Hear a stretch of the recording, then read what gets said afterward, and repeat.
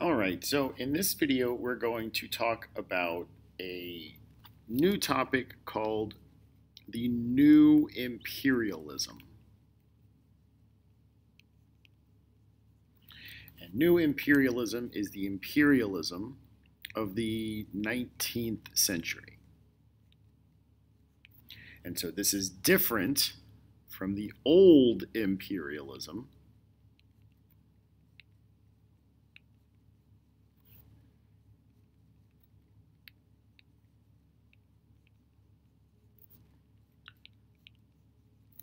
of the 16th, 17th,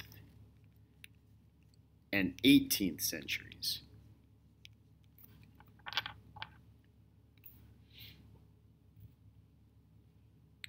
So before we get into this, let's just remind ourselves what an empire is. So imperialism creates empires. And an empire is a government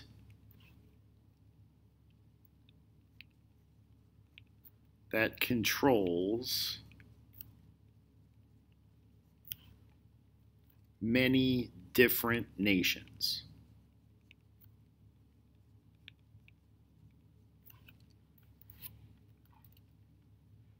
Usually one nation is in charge.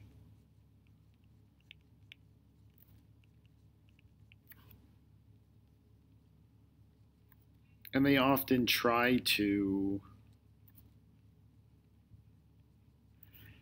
impose some cultural unity throughout the empire.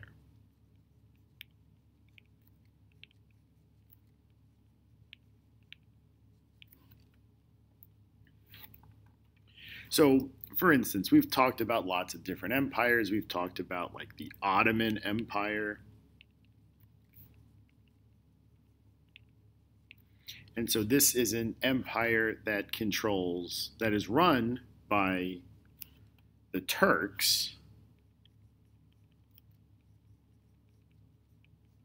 but controlled Arabs and Greeks and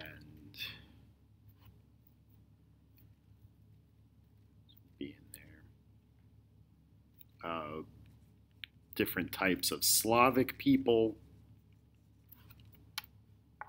We've also talked about the the Austrian Empire.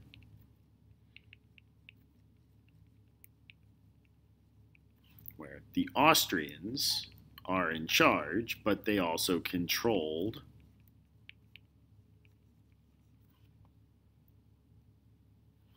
Hungarians, Czechs, and Slovaks.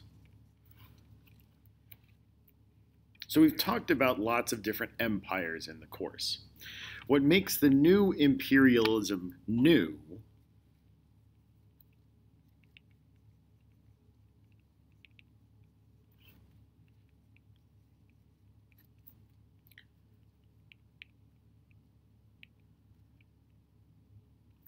is because of industrialization.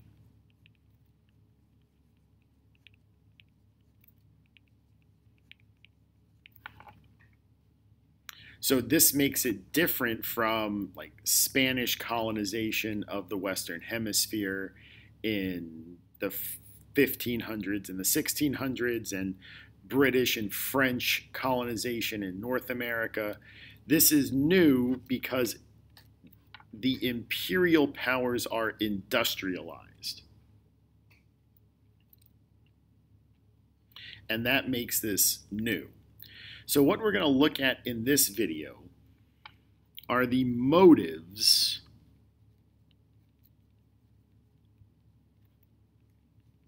of the new imperialism.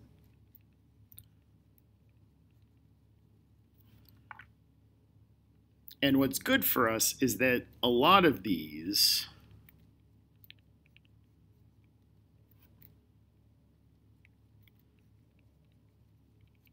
haven't changed. So a lot of these motives are the same as when we were talking about imperialism in the 1500s. The only difference may be in how they do it. So there are some new motives, but a lot of these ideas are very similar. So the first set of motives we'll look at are economic.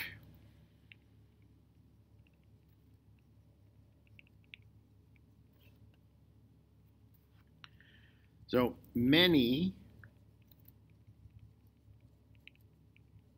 industrial innovations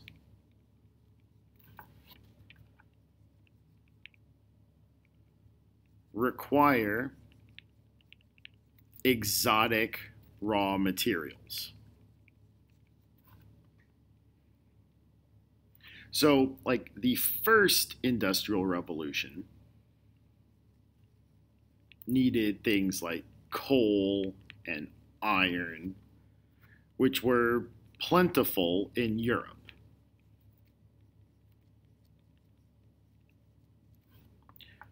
But the second industrial revolution needed things like petroleum and rubber, which are found in Southwest Asia or in Africa. And so you have to go outside of Europe to find these things. And while you could trade for them, you could just buy them.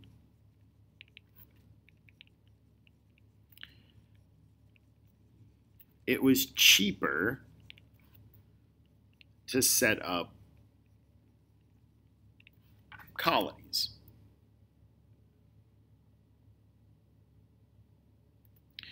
And on top of that, the industrial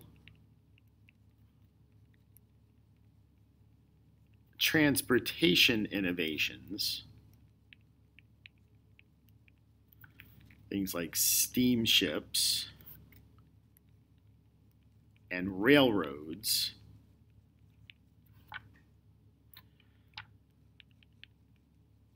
allowed Europeans to go to places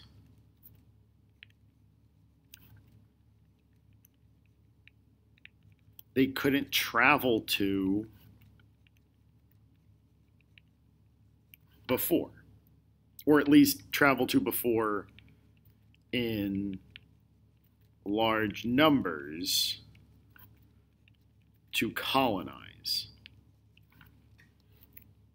So they're going to places like the interior of Africa or Southeast Asia. And once they're able to get there on their boats,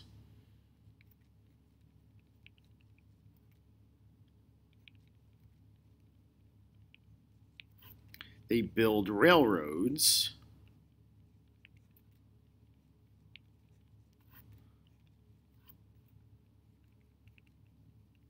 to extract the raw materials they need.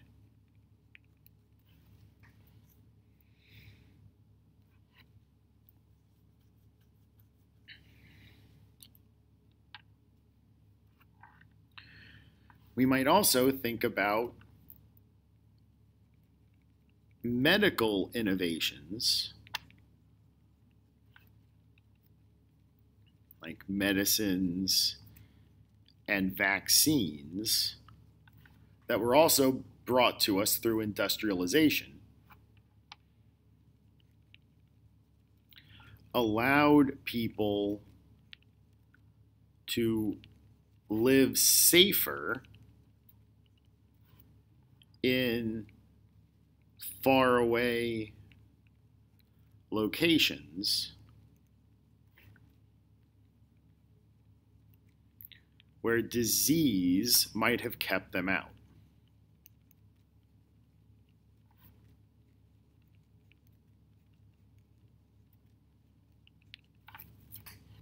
So if we could have a vaccine for something like yellow fever, or medicines for malaria like quinine, so we'll throw in quinine as a medicine for malaria,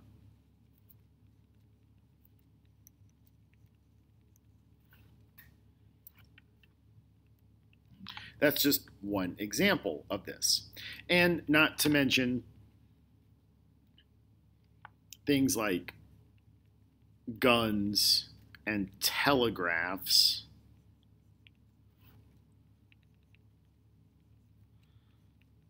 allowed for easy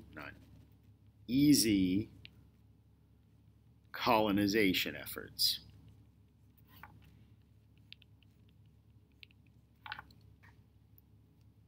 So industrialization really changed the way that we did imperialism.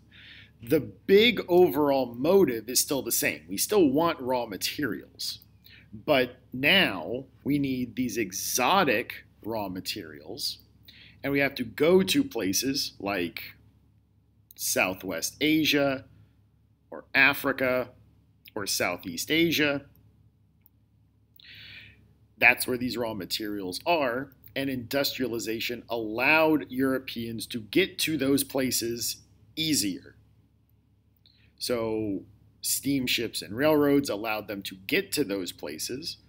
The medicines the Industrial Revolution produced allowed them to live in those places, and guns and telegraphs allowed them to take over.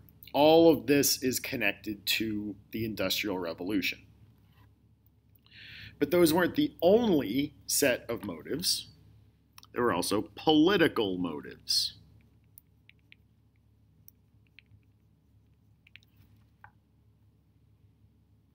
And this, again, isn't really all that different. Rivalries among industrial powers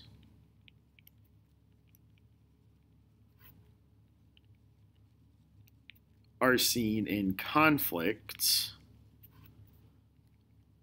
over colonies. This is no different than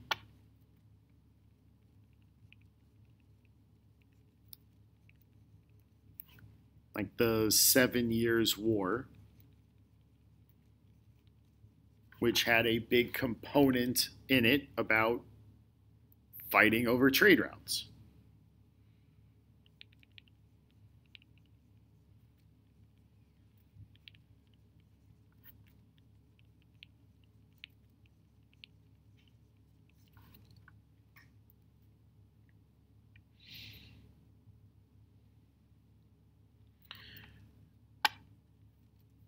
The overarching ideology here is nationalism.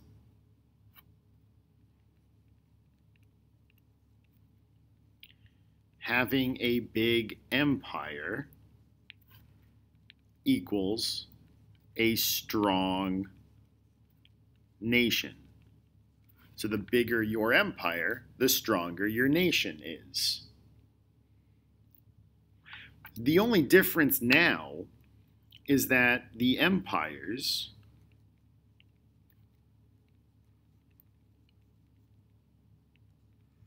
are fighting over territories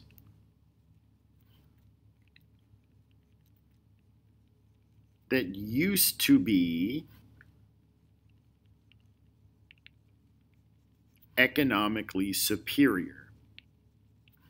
So this is a reason why this is now the new imperialism. So now they're fighting over places like China or sub-Saharan Africa or India or places in Southwest Asia. These are places that were at one point economically superior to Europe, and now the European and American empires are fighting over these areas that used to be economically superior.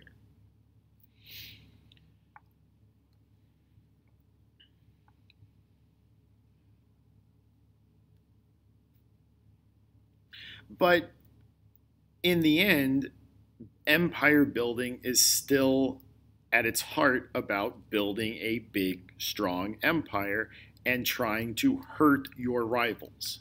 So, part of these political motives involve taking geographically strategic points so your opponent or your rival can't have them. So we're talking here about maybe harbors or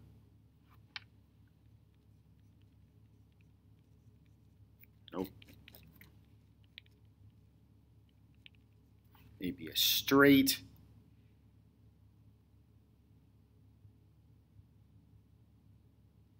So you're taking points that your rival can't have. You may not even want them, but if you have them, that means that your opponent can't have them. One more political motive, and again it deals with nationalism, is that if your people at home are unhappy, an easy way to distract them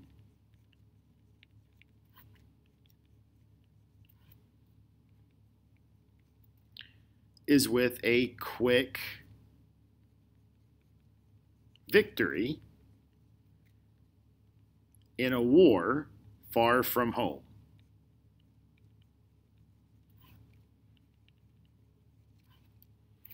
So maybe you're fighting a rival or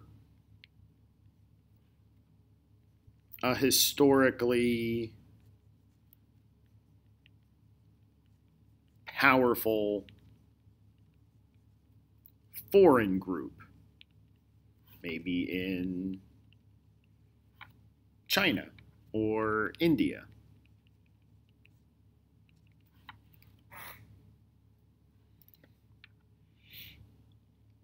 And remember, part of running an empire is you want to keep your people happy.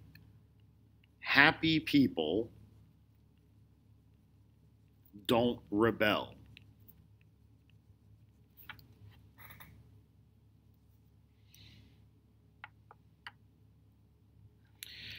There's one more set of motives, and these are cultural motives.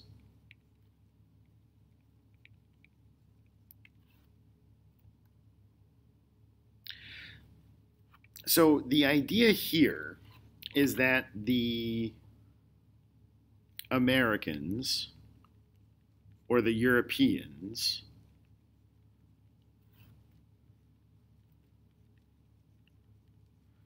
are trying to quote unquote civilize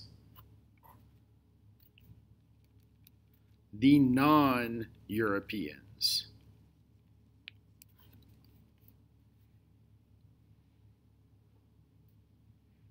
That there's a sense of, I guess, duty in what the Europeans are trying to do. That they're trying to modernize or civilize the non-Europeans. And there are a number of ways that this is seen. If we think about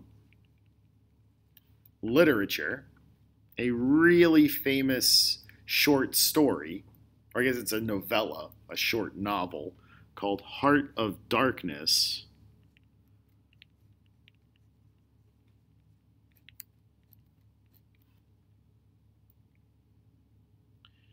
is about a Belgian ivory company hiring a British mercenary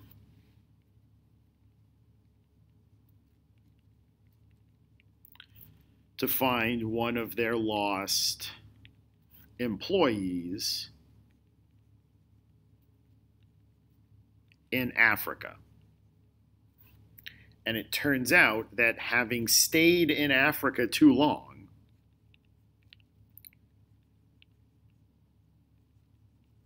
the lost employee loses his mind in Africa from being there too long.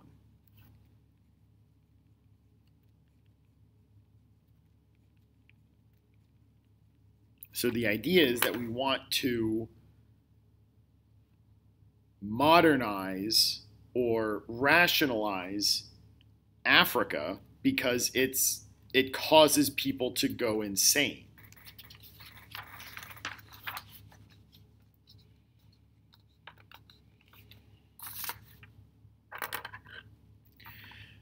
Another good example of this sense of duty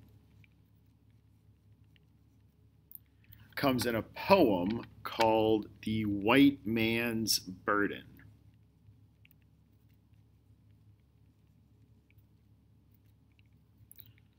This is by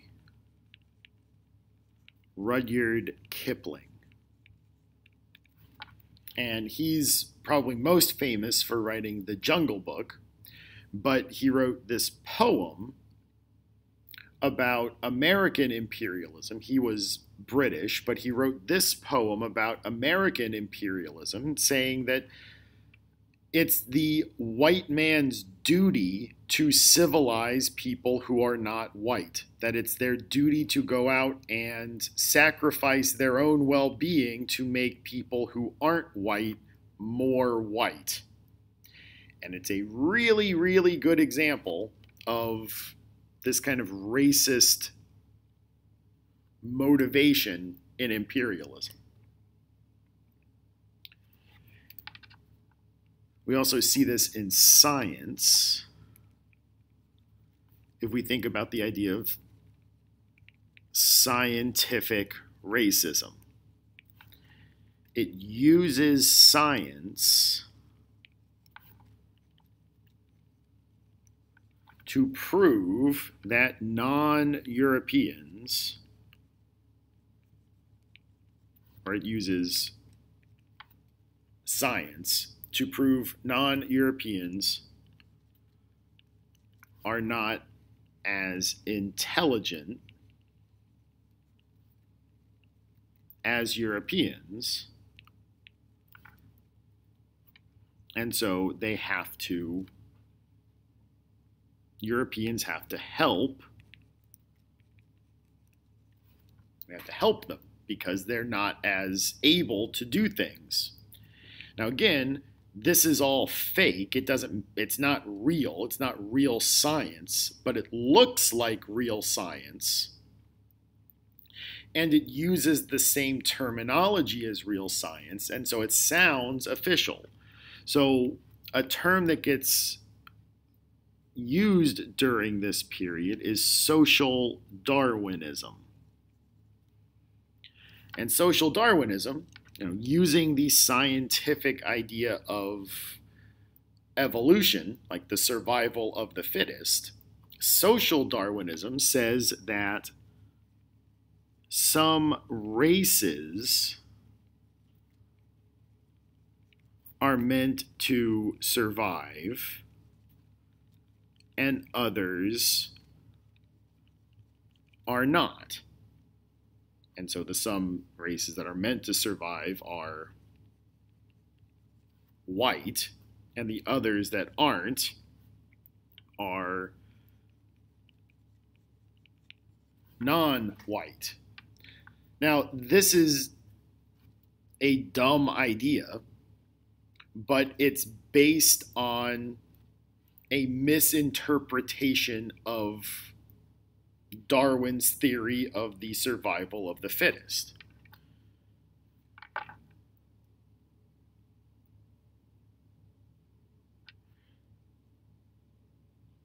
So this is a misinterpretation.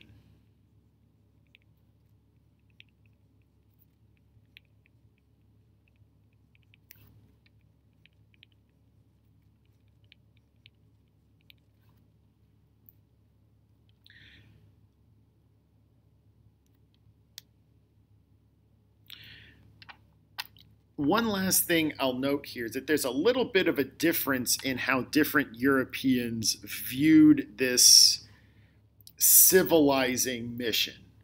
The British viewed themselves like a force of nature. That it was natural what they were doing. It was natural for them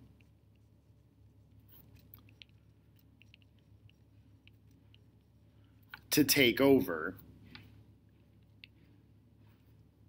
and spread their culture. They're more advanced.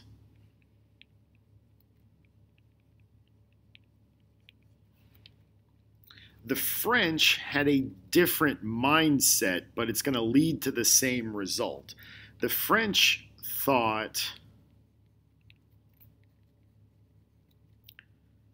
they were saving the uncivilized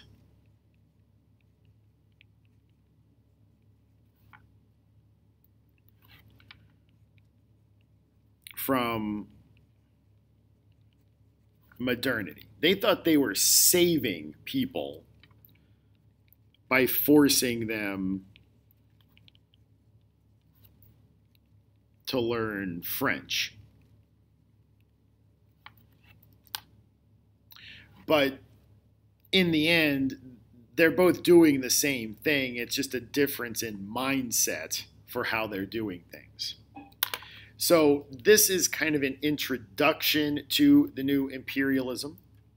And in subsequent videos, we'll talk about how this was done in specific places. So we'll take a look at India, we'll look at China, we'll spend quite a bit of time looking at Africa, and we'll wrap things up with a little bit of a discussion of new imperial powers like the United States and Japan.